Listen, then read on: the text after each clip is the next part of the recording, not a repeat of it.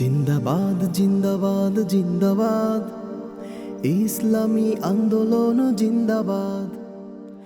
সম্মানিত প্রিয় যশোরবাসী, আসসালামু আলাইকুম ওয়া রাহমাতুল্লাহি ওয়া বারাকাতুহু।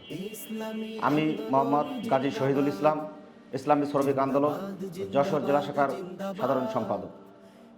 আসছে 11 এপ্রিল রোজ শুক্রবার হযরত পীর সাহেব চরমনায় হুজুরের যশোরের শুভ আগমন উপলক্ষে যশোর কেন্দ্রীয় ঈদগাহ ময়দানে এক ঐতিহাসিক জনসভা অনুষ্ঠিত হতে যাচ্ছে।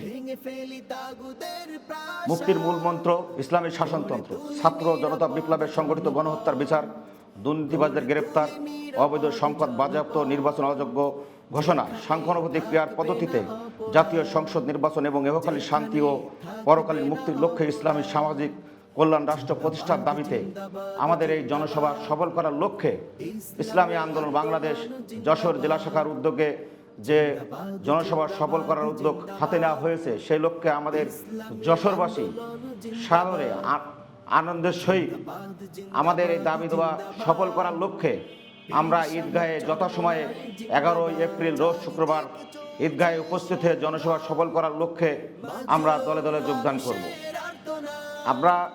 আপনারা জানেন, বিগত 2024 5 আগস্ট ছাত্র জনতার গণ অভ্যুত্থানে যে স্বাধীনতা এসেছে, সেই স্বাধীনতার ভাব থেকে রক্ষা করতে আমাদের যশোরবাসীর এই জনসভা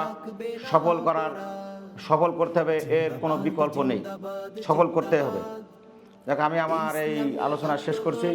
আসসালামু আলাইকুম ওয়া রাহমাতুল্লাহি ওয়া বারাকাতুহু।